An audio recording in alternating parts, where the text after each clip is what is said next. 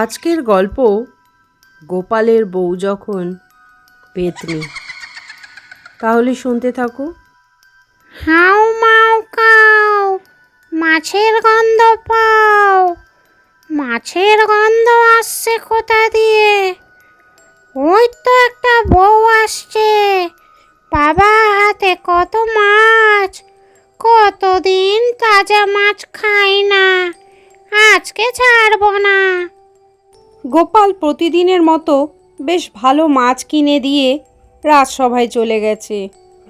তার স্ত্রী মাছ ধুতে আর নাইতে পুকুর পাড়ে আসছিল।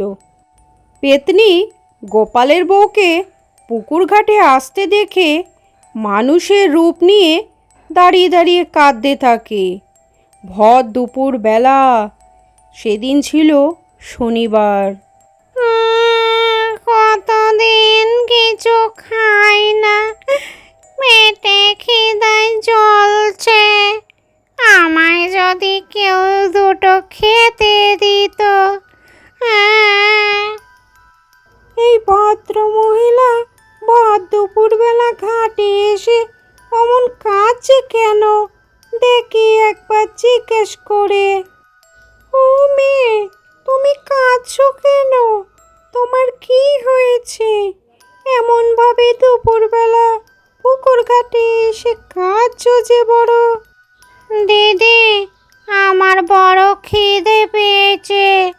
আমার বরের সাথে ঝগড়া হয়েছে। বর আমায় ঘর থেকে বের করে দিয়েছে। আমায় দুটো খেতে দাও না দিদি। ও মা, তুমি কি আজারে কথা বলছো? আমি কি ঘর থেকে ভাত গাড়ি করে নিয়ে এসেছি নাকি যে তোমায় ভাত দেব? আমার তো এখনো রান্নাই হয়নি। আমি তো ঘাটে এসেছি নাইতে আর মাছ ধুতে। বাড়ি যাব, রান্না করব, তবে সে না। আচ্ছা দিদি, আমি যদি তোমার নিজের বোন হতাম তাহলে এমন ফিরাতে পারতে তুমি? গোপালের স্ত্রী ভাবল, এ তো ভীষণ গায়ে পড়া মহিলা। শেষে উপায় না দেখে তাকে বললে, আচ্ছা, তাহলে তুমি আমার জন্য অপেক্ষা করো।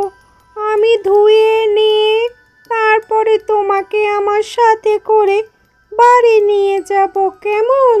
পেতনি খুব আনন্দিত হয়ে মনে মনে বলতে থাকে, তোদের বাড়ি গিয়ে তোদের সবার ঘেঁটি মোটকে খাবো। কই মেয়ে, আসো, চলো ভেতরে চলো।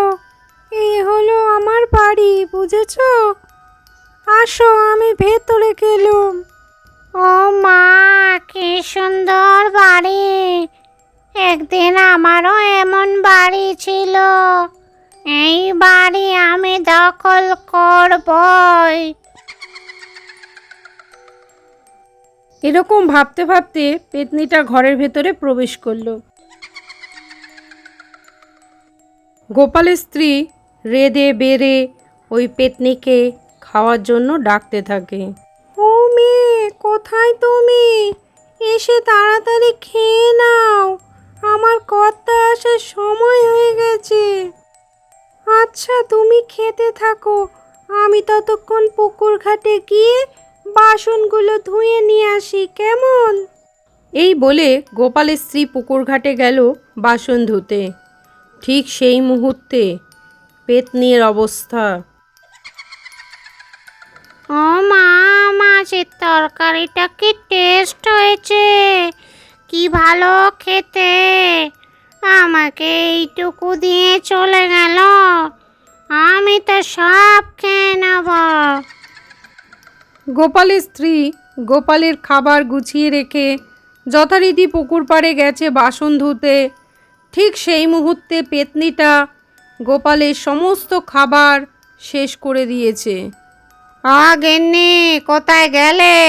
গোপালের গলার আওয়াজ শুনে পেতনিটা তাড়াতাড়ি করে রান্নাঘরে গিয়ে লুকিয়ে পড়ে। ও মা, তুমি এসে গেছো? আমি পুকুর ঘাটে গিয়েছিলাম বাসন ধুতে। গিন্নি, খুব খিদে পেয়েছে, তাড়াতাড়ি ভাত বাড়ো, আমি হাত মুখ ধুয়ে আসছি, কেমন? গোপালের স্ত্রী রান্নাঘরে ঢুকেই তো অবাক। এ কি, খাবার কোথায় গেল? কর্তা বাড়িতে এসে গেছে, তাকে এখন আমি কি খেতে দেব? খাবারগুলো তো ওপরেই ছিল, চেবাকে নামালো। নিশ্চয় ওই মেয়েটা, ও ছাড়া তো আর বাড়িতে কেউ ছিল না।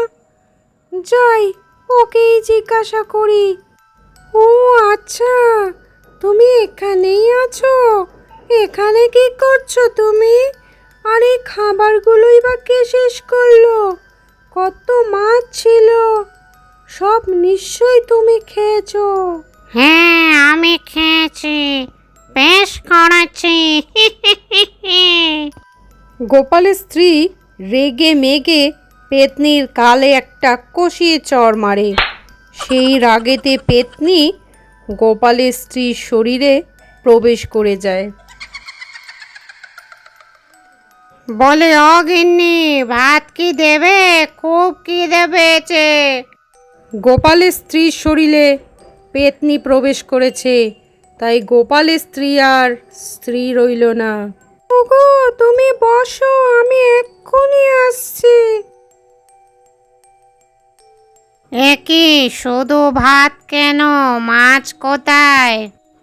আর বলো না, পুকুরে গেছিলাম নাইতে, ভাবলাম মাছ কটা ধুয়ে নিয়ে আসি।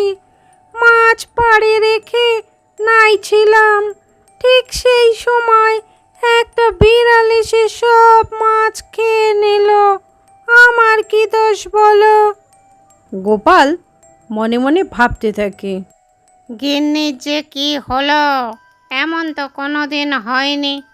আমার মাছ দিব্যি সরিয়ে রাখতো, আজকে বলছে কিনা বিড়াল খেয়ে গেছে। কেমন যেন একটা খটকা লাগছে। যাই হোক, শুধু ভাতই খেয়ে নিই। কপালে নেই ঘি, ঠকঠকালে হবে কি? গোপাল বউকে আর কিছু না বলে শুধু ভাত কষ্ট করে খেয়ে উঠে গেল। পরের দিন সকালে গোপাল যথারীতি বড় বড় আড় মাছ নিয়ে হাজির হলো। বলি, ও গিন্নি, বাইরে এসো, দেখো আমি আড় মাছ এনেছি, সুন্দর করে কষিয়ে রান্না করো। আমি আর ভেতরে যাব না, রাজবাড়ি থেকে ফিরে জমিয়ে খাবো। আসলাম আমি। ও মা, কি তাজা তাজা মাছ! এগুলো দেখে আমি আর থাকতে পারছি না, যাই এগুলোকে সাবার করি। দুপুরবেলা গোপাল রাজসভা থেকে বাড়িতে ফিরে আসলো খাবার জন্য। গিন্নি, ও গিন্নি, আমি চলে এসেছি, আমায় মাছ ভাত খেতে দাও, হাত মুখ ধুয়ে আসছি।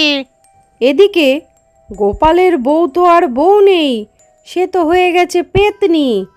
তখন ওই পেতনি মনে মনে ভাবতে থাকে। এ মা, সব মাছ তো আমি কাঁচা কাঁচা চিবিয়ে খেয়ে নিয়েছি, এখন মিনসেকে কি খেতে দেব? ও গিন্নি, যাও খাবারটা নিয়ে এসো। ও গো, শুনছ, আজও মাছ বেড়াল নিয়ে গেছে। কাকে মাছের মাথাটা নিয়ে উঠতে যাচ্ছিল, আমি কাকের পিছনে ধাইতে গেছি, এসে দেখি বেড়াল সব মাছ খেয়ে নিয়েছে। এখন শুধু ভাত ছাড়া আর কিছুই যে নেই। গোপাল ভয়ানক রেগে মেগে চিৎকার করে বলে উঠল। বলি, তোমার কি মাথা টাথা খারাপ হয়ে গেছে নাকি? নাকি ভূতে ধরেছে তোমায়? প্রত্যেক দিনই মাছ বেড়াল নিয়ে যাচ্ছে, শুধু ভাত খাবো কেমন করে? গোপাল ভাত না খেয়ে রেগে মেগে উঠে গেল। মিনসে মাছ খেতে পাইনি দেখে কি রাগ দেখাচ্ছে। তুই যদি মাছ খাস, তাহলে কি আমি কাঁচকলা খাবো? পরদিন সকালে গোপাল রাজবাড়ির উদ্দেশ্যে রওনা দিল। রাজসভায় গিয়ে গোপাল কারো সাথে কোনো কথা বলছে না, চুপচাপ দুঃখ মনে বসেছিল। এমন সময় মহারাজা কৃষ্ণচন্দ্র গোপালের উদ্দেশ্যে বললেন, গোপাল, অনেকক্ষণ ধরে দেখছি তুমি কোনো কথা বলছো না। তোমার কি শরীর খারাপ? তখন গোপাল মহারাজকে ঘটে যাওয়া দুদিনের সব কথা খুলে বলল। তখন মহারাজ বললেন, গোপাল, তুমি এত চিন্তা করছো কেন? আমাদের রাজবৈদ্য আছে কি জন্য? বৌমার শরীর ভালো নয়, তুমি রাজবৈদ্যকে এক্ষুনি সাথে করে নিয়ে যাও। ঠিক আছে মহারাজ। গোপাল রাজবৈদ্যকে সঙ্গে নিয়ে বাড়িতে হাজির হলো। বলে, গিন্নি, একবার বাইরে এসো তো, রাজবৈদ্য এসেছেন, তোমাকে একটু দেখবেন। আচ্ছা বৌমা, তোমার কি সমস্যা হচ্ছে খুলে বলো। আসলে আমার গাটা কেমন ম্যাচ ম্যাচ করছে, আর থেকে থেকে মাথাটা ঘুরিয়ে আসছে। শোনো গোপাল, কালমেঘ পাতা, নিম পাতা, বাসক পাতা সব একত্রে জড়ো করে সেগুলো থেতো করে তোমার স্ত্রীকে একটু রস খাইয়ে দিও। গোপালের স্ত্রী তো আর স্ত্রী নেই, তার ভেতরে তো পেতনি ঢুকে বসে আছে। এইসব তিতো খাওয়ার কথা শুনে সাথে সাথে তার বমি করবার দশা, কারণ ভূত পেতনি তো আর তিতো খায় না। বলে, গিন্নি, তিতার রসটা একটু খেয়ে নাও, রাজবদ্যি খেতে বলে গেছে, এটা খেলে তুমি সুস্থ হয়ে যাবে। এ কি বলছো তুমি? আমি তো তিতা খেলে এক্ষুনি বমি করে দেব। আমি তিতা খেতে পারবো না, চললাম আমি। গোপালের সন্দেহ গাঢ় হয়ে গেল। গোপাল বুঝেই গেল ব্যাপারটা কি, কারণ গোপালের স্ত্রী অসুখ বিসুখ হলে তিতো খেতে একটুও না করে না। গিন্নি, আমি আসলাম, রাজার কাজের জন্য গ্রামের বাইরে যেতে হচ্ছে, তুমি সাবধানে থেকো, কেমন? ঠিক আছে, তুমি আমার জন্য চিন্তা করো না, সাবধানে যেও। আজ থেকে এই বাড়িটা আমার, আমার বাড়ি।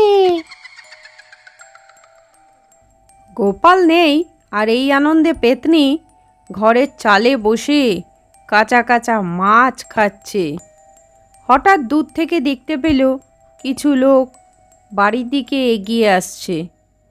তক্ষুনি সে তার রূপ বদলে নিল। গিন্নিমা, গোপাল রাজকার্য ছেড়ে আসার পথে রাস্তায় গোপালের মৃত্যু হয়। হঠাৎ এরকম হওয়ায় আমরা ভীষণ দুঃখিত। বাড়ির পিছনে গোপালের চিতা সাজানো হয়েছে, আসুন আপনি দেখে যান। গিন্নিমা, গোপালের শেষ ইচ্ছা ছিল গোপাল যখন মরবে তার সাথে আপনি সহমরণে যাবেন। গোপাল বলেছিল আমাদের, বাঁচলে গিন্নির সাথেই বাঁচবো, মরলে গিন্নির সাথেই মরবো। তাই মা, আপনাকেও তো উঠতে হবে চিতায়। লোকেদের মুখে এই কথা শুনে পেতনির তো টনক নড়ে গেল। কি, তাকে চিতায় উঠতে হবে? পেতনি তখন গোপাল গিন্নির শরীর থেকে বেরিয়ে ছুটে গিয়ে তাল গাছে উঠে বসে রইল। এদিকে গোপালের স্ত্রী জ্ঞান ফেরার পর উঠে আসে। এ কি, এখানে এত লোক কেন? এ কি, এ তো আমার স্বামী, এখানে শুয়ে আছে কেন? কি হয়েছে? ওগো, ওঠো তুমি, আমি তোমার গিন্নি। ওগো, তোমার কি হলো গো? ওঠো। এই তো তো আমার গিন্নি ভালো হয়ে গেছে। দেখো গিন্নি, তুমি উঠতে বলেছো, আমি উঠে গেছি। সবাই হো হো করে হেসে উঠল, কারণ গোপাল গিন্নিকে ঠিক করার জন্য গোপাল মতলব এঁটেছিল তাদের সাথে মিলে।